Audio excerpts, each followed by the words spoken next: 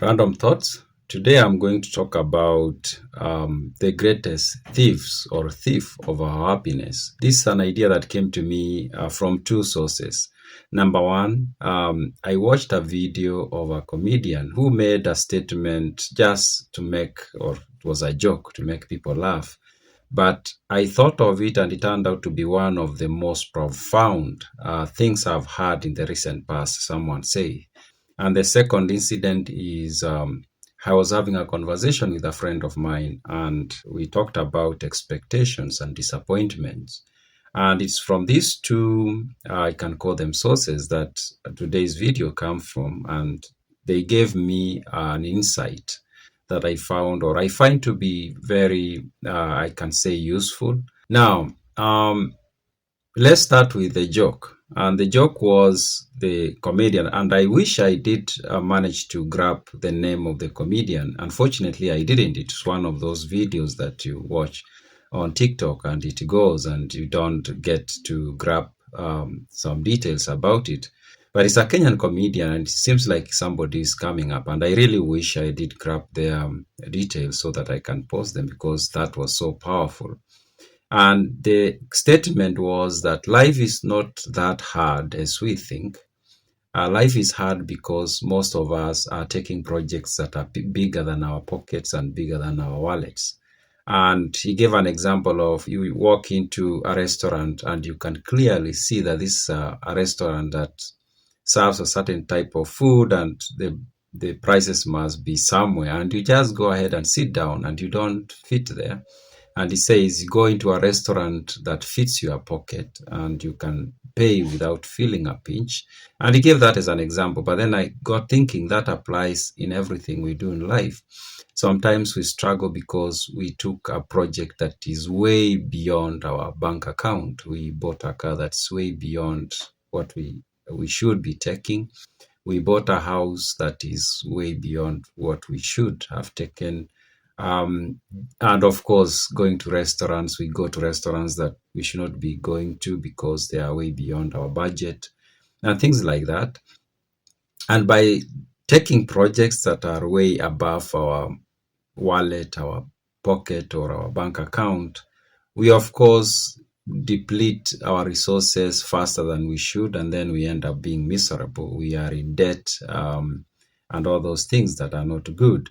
Yeah, so I found that to be like, yeah, it's a profound statement that he made that our lives, for the most of us, or for most of us, our lives are miserable, not because life was or needed to be hard, but simply because we have the habit of taking projects that are way beyond our bank account. Now, let's come to the conversation I had with a friend of mine, and it was about expectation. And he just mentioned that he knows of somebody who was like, I have kids, I'm spending a lot of money to pay school fees for these kids, and that's kind of like my investment. And I'm hoping that when they get jobs, they are going to, take care of me, maybe build me a bigger house and things like that. And I was thinking, my friend mentioned that he thinks that's a bad idea. And actually, I would say it's really bad idea for you, for example, to think of your kids as an investment because they are not. Whatever you do for them is a responsibility. But it's up to you to take care of yourself or to plan for your retirement. Of course, things don't go according to plan always, but at least try. And I think while we were talking about that, it became clear in my mind that often expectations lead to disappointments and it leads to even worse things. If we take this person, for example, who is investing in the kids, paying their school fees with the hopes and expectation that when they retire, these kids are going to take care of them. Here is the problem. They already have expectations. Now, these kids will, of course, get out of school, and it's not guaranteed that they are going to get jobs or good jobs that pay very well. They might get jobs to survive, to buy food and pay for shelter. And maybe that can go on for years, 15 years. If you retire at 55 and your child for 15 years is struggling, then you are looking at 80s. So you'll develop some resentment because you'll think I did invest in these kids and they are not doing what I was expecting them to do. Expectations. Now, these expectations are going to make you miserable, disappointed. They are going to ruin your relationship with your kids if you are the parent, of course, but of course it applies in every other setting. If you have a lot of expectations on people, when they don't deliver according to your expectations, of course you are going to be disappointed, and that is going to ruin your relationship with them. But let's look at the other way. Suppose this parent just took care of the kids, paid for their school fees and everything, but without expectations, without hoping that one day they are going to do something for them. And of course, they retire, they go back to the village into a small house, and they accepted that this is going to be my retirement home. It's a small place, but I'm going to be happy here until my last days. They have no expectations. Now, if the kids get some resources and they come, they buy them a cow, they are going to appreciate it because they do not have expectations. But if they had expectations of a house and a car, and then the child comes and buys them a cow, they are not going to appreciate the cow or the camel or the goat. They are not going to appreciate that because they still have expectation of bigger things.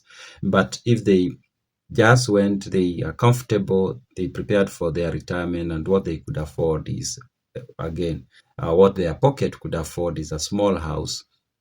And they got that and they retired and they bought a few cows and they are doing some small farming, and they're like, this is going to be my retirement, and they're happy about it. They have no expectations with the kids. Whatever small the kids do, they will appreciate it, and that will work magic for the relationship. And if at all the kids one day are able to afford it and they build a big house for the parent, it is going to be really appreciated because it was not expected.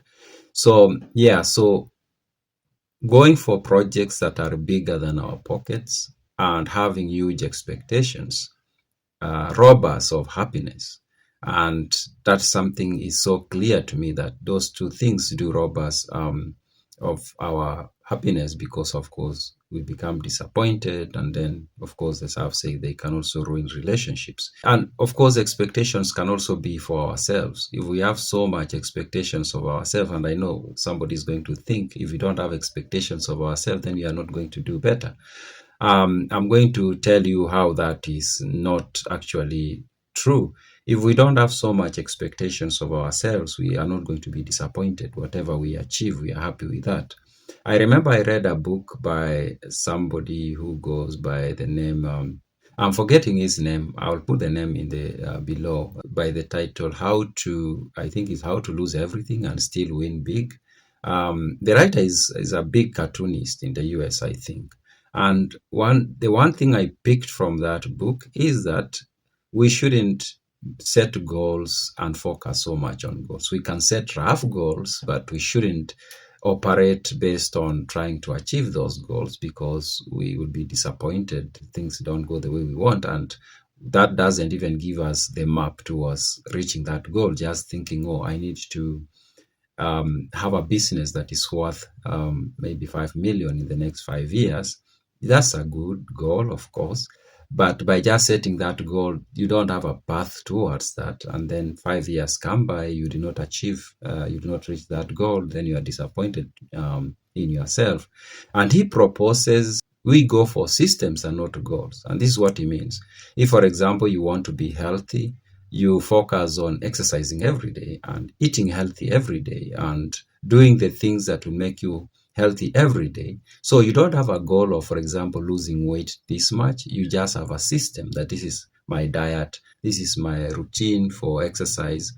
And by so doing, you work towards a betterment, not actually a goal, but betterment. If it's business, you, for example, tell yourself, I'm going to read a book every month. I'm going to do a course, a short course to acquire a new skill every 2 months. I'm going to do such things, and you are improving your skill set. And then you'll be like, if you are in business, you'll be like, every day I'll try to talk to maybe 3 people about my business and try to see if they are going to do business with me. You could say, I'm going to try to go out more to events and try to build a network. Talk to people who are in the space where I do business, so that I build new relationships and build a network. Now you're building a system.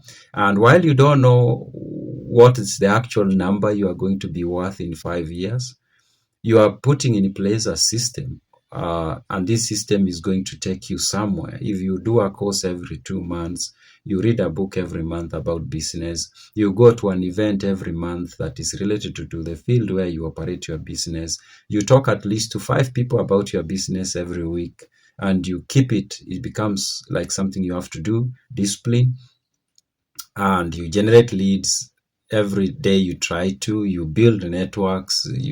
That's a system that is going to work. You might not have a goal, but it's going to take you somewhere. So with no expectations and not taking projects that are higher above our bank account, and embracing a system, and being disciplined enough to follow that system every day, we are not going to be, at least we will remove or will diminish chances of us being unhappy. Those are my random thoughts.